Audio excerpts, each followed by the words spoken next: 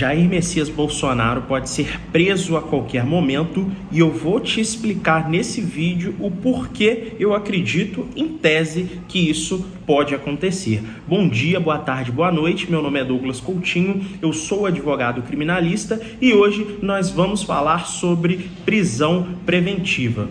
Pessoal, antes de iniciarmos a minha análise sobre uma possível prisão preventiva de Jair Messias Bolsonaro, eu vou colocar aqui para rodar um vídeo recente, salvo engano, de sexta-feira passada, onde o Jair Messias Bolsonaro, ex-presidente da República, que é acusado e há uma denúncia oferecida pelo PGR contra si, ele estava no Flow Podcast e no Flow Podcast ele fez um convite para que os seus apoiadores no último domingo, dia 17/3, fossem até o bairro de Copacabana para uma manifestação a favor da anistia. Eu vou colocar para rodar esse vídeo e vocês irão conseguir entender melhor o que eu quero dizer a seguinte aqui. Vamos assistir juntos? Meus amigos do Rio de Janeiro, estou pedindo para você, domingo, 10 da manhã, Copacabana, pelo que sobrou da nossa democracia. Bom, vídeo já assistido. Pessoal, olha só, isso não é uma análise política, é uma análise superficial, jurídica, em relação a um contexto social. Por que eu preciso te dizer isso? Se você entrou nesse vídeo achando ou acreditando que teria um cunho político, não é essa a intenção do vídeo, tá ok? Eu peguei um contexto social, porque o direito ele nasce de um contexto social e para regular um contexto social, esse fato essa acusação e esse momento de manifestação do ex-presidente da República, Jair Messias Bolsonaro, para falarmos sobre prisão preventiva.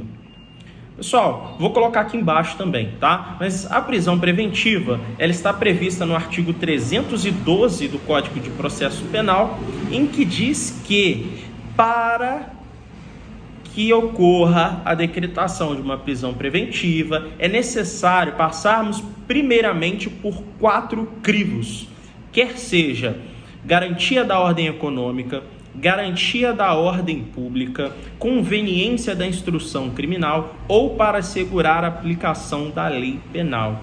Isso se houver indícios de autoria daquele crime que está sendo imputado e o estado de liberdade daquele agente, ou seja, ele estar em liberdade, traga algum perigo, que é o periculum libertatis. Então, para que ocorra a decretação de prisão preventiva, isso não pode ser de ofício, o juiz não pode decretar, o juízo não pode decretar de ofício a prisão preventiva, mas é preciso que, ao decretar, esteja a decisão fundamentada em um desses 4 crivos, perigo do estado de liberdade. Por que eu trouxe esse contexto, esse fato do Jair Messias Bolsonaro?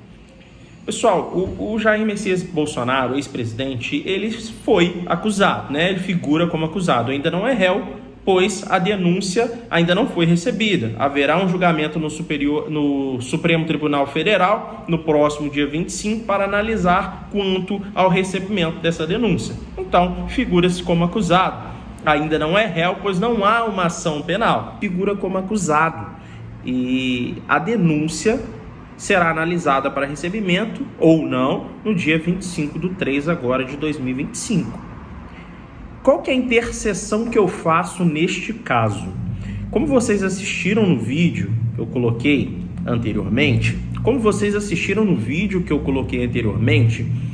o ex-presidente ele convoca o seu eleitorado para uma manifestação em favor do pedido de anistia dos acontecimentos dos que foram condenados do fatídico 8 de janeiro.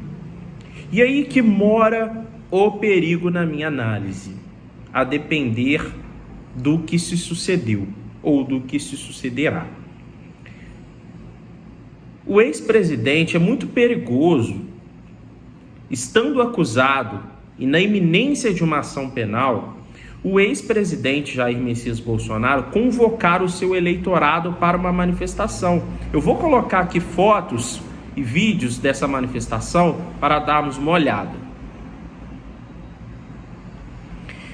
Como vocês podem perceber aqui em cima, essa manifestação, ela levou um grande número de pessoas para as ruas, ok? O direito de manifestação é previsto constitucionalmente, isso é indiscutível. Mas parece-me muito perigoso, na iminência de uma ação penal, convocar essa manifestação. Porque a depender da análise, a depender do que o órgão acusador entender e do que foi dito, pode ser requerer a prisão preventiva do ex-presidente com fundamentação na garantia da ordem pública. Por que eu entendo isso?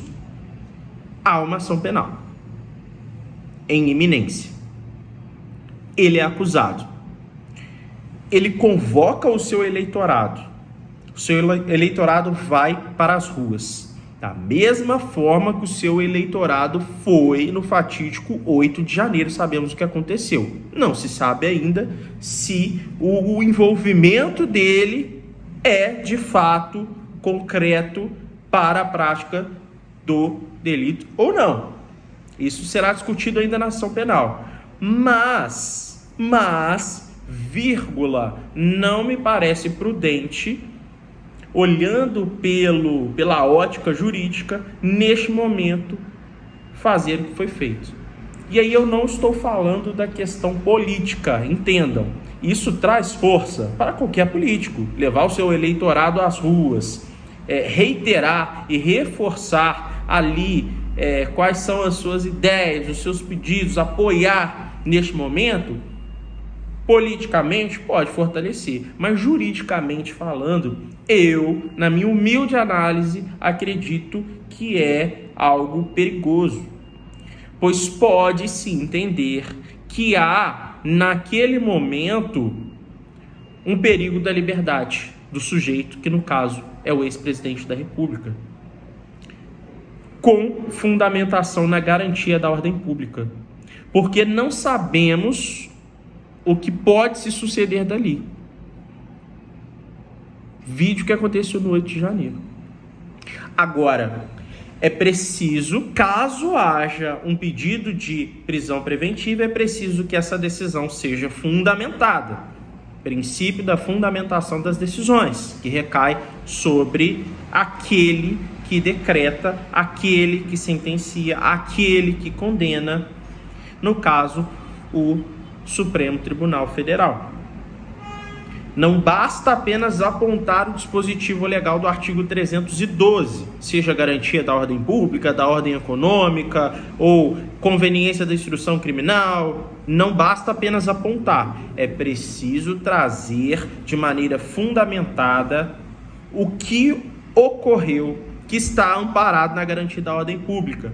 Por exemplo, não sei se isso ocorreu, mas no palanque, no dia do evento da manifestação, se Jair Messias Bolsonaro profere palavras, frases que inflamam o seu eleitorado contra o Estado Democrático de Direito, que é um dos delitos imputados na denúncia, eu entendo que há fundamentação para decretação da prisão preventiva para garantia da ordem pública, pois foi justamente o que ocorreu no fatídico 8 de janeiro, em tese. Mas nós sabemos que o que ocorreu nós sabemos, mas não sabemos quem foram as mentes pensantes. Isso aqui não é o caso. O caso é, talvez futuramente ou no momento você está com um cliente que foi preso preventivamente, apontando apenas o dispositivo do 312. Não, precisa ser fundamentado. Outro ponto, como Aurí Lopes Júnior bem já diz em sua obra, o conceito de garantia da ordem pública, ele é aberto, não é fechado. Não tem como descrever o que é garantia da ordem pública, é abstrato. Precisa ser apontado efetivamente. Exemplo, há risco de fuga. Se eu vou decretar a prisão preventiva apontando risco de fuga, eu não posso apenas apontar o dispositivo legal, conveniência da instrução criminal ou para assegurar a aplicação da lei penal. Eu preciso especificar que aquele sujeito demonstrou, postou em redes sociais, que irá fugir, que irá se furtar em conversas. É preciso especificar. Segundo ponto, artigo 319 do Código de Processo Penal, ele traz medidas cautelares diversas da prisão. Antes da segregação cautelar da prisão preventiva, é necessário avaliar que o sentenciante ou o decision avalie se não cabe, no caso concreto, outras medidas cautelares diversas da prisão. Comumente, não muito raro, ocorre de decretação de prisão preventiva apenas apontando o dispositivo do Código de Processo Penal, ou a gravidade abstrata do delito, que também está errado.